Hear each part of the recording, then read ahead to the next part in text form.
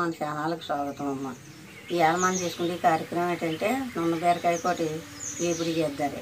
మరి మీరు కూడా చేస్తారనేసి కోరుకుంటున్నాను. ఇలా తీసుకున్న బీరకాయలనమ్మ ఇలా ముక్కలు కోసం ఈరోజు మన నున్న బీరకాయ ఏపుడులోకి వేసుకుంటే సామాన్లు ఇగో జీలకర్రమ్మ, ఇగో ఆవాలు, మినపప్పు, శనగపప్పు, ఈ ఎండు మిరకాయలమ్మ, ఇవేమో వెల్లుల్లి రేకలు, ఈ కరివేపాకమ్మ, ఇదిగో పసుపు అమ్మ, ఇదిగో సాల్టు, ఇదిగో నేను పోతున్నాను చూడండి.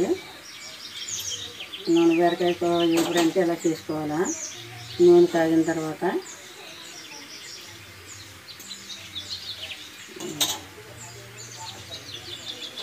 నూనె పోసాను కదా,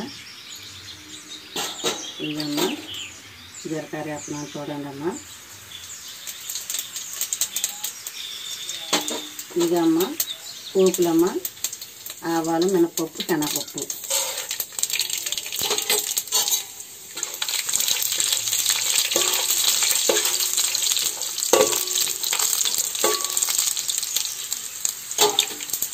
ఇంకమ్మ ఎండుమిరకాయలమ్మ.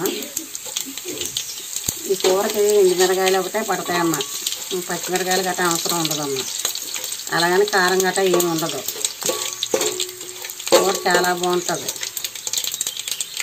ఇవన్నీ ఉల్లిపాయలమ్మ,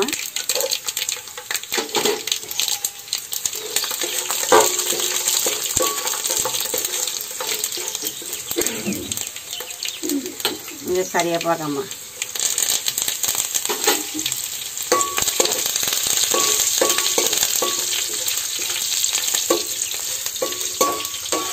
ఇది వేగింది కదమ్మా. ఇవ్వాలి మనం కోసి పెట్టుకున్న ముక్కలు మనం ఎలా వేసుకోవాలమ్మా, ఇలా వేసుకోవాలమ్మా. ఇలా వేసుకొని మనం అలా కలుపుకోవాలి. ఇందులో నీళ్ళు గట్రా పడవమ్మ, ఇప్పుడు కదమ్మా. అందులో నిన్న బీరకాయ చాలా బాగుంటుంది. ఇది కనీసం పొరటాలు కూడా తినవచ్చమ్మా, అందరం కూడా తినవచ్చు, పిల్లలు అందరూ. బలమైన వస్తువ ఇది. మరి పల్లెటూళ్ళలో ఇలాంటి దొరుకుతాయి, మన కిందన కూడా దొరికితే, టౌన్లో కూడా దొరికితే మీరు వండుకొని ఉంటాయి, బాగుంటుంది. ఇలా చేయాలమ్మా.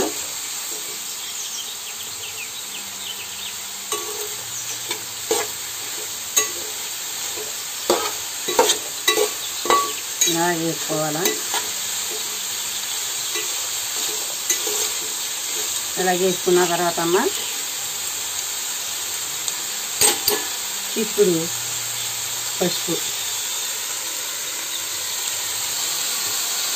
వేసుకోవాలమ్మా. పసుపు చూసారు కదా, వేసుకోవాలి.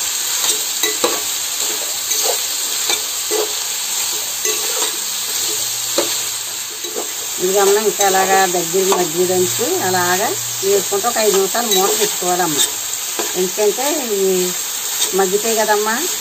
అది మీరు కూడా వండుకోవాలని కోరుకుంటున్నాను. ఎక్కడొక్కడ సంపాదించుకొని వండుకోండి అమ్మ. నున్న బీరకాయ అంటే చాలా మంచిది, ఆరోగ్యానికి బాగుంటుంది. కాయ కూడా వండుకోవడం కూడా సింపుల్ ఇవన్నమాట. కాయ ఎలా ఉందో రుచి కూడా అలాగే ఉంటుంది. మరి ఒక 5 నిమిషాల సేపు మూత పెట్టచ్చమ్మా. అది తీసి చూద్దారమ్మా ఎలా వేగిందో ఇటు వేగుతుంది.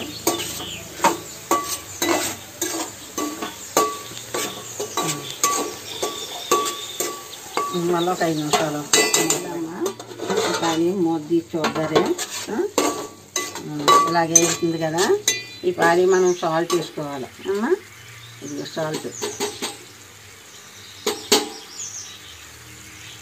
సాల్ట్ కూడా తగినంత వేసుకోండి అమ్మ.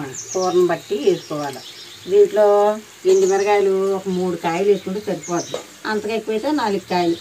కూరను బట్టి అంతే తప్ప ఇంకా అంతగా ఎక్కువ వేసుకోకూడదమ్మ. కారం గట్రా వేసుకోకూడదు. ఇంకలా వేపుకుంటా దగ్గర పడిపోతుంది కదమ్మా.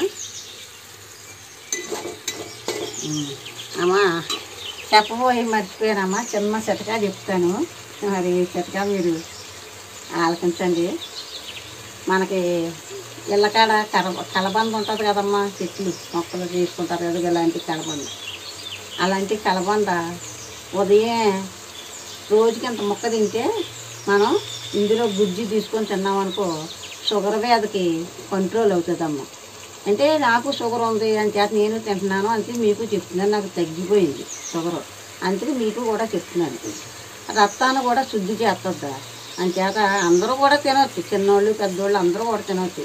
వ్యాధులు ఏమైనా వచ్చి ఉంటే తగ్గుతాయి, అలాంటివి రావు ఇలాంటివి తింటేని. అని చేత నా అందరం దయించి మీరంతా కూడా తినండి. ఎందుకంటే మనం ఇది వైద్యమే కదమ్మా. తర్వాత దీన్ని మొఖానికి కూడా పిల్లలకి ఏమైనా మొఖాలకు బొడుపులు గట్రా వచ్చాయనుకోండి అమ్మ, ఆ మొఖాల బొడుపులకు కూడా దీన్ని గుజ్జు తీసుకొని రాసుకుంటే ముఖం అందంగా ఉంటుంది.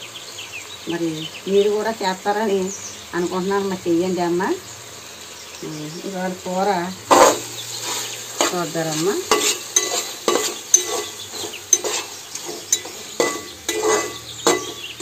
ఇలాగ వేసుకున్నది, ఇలాగ దగ్గరికి అయ్యేదాకా వేసుకున్నాం అనుకోమ్మా, చాలా బాగుంటుంది.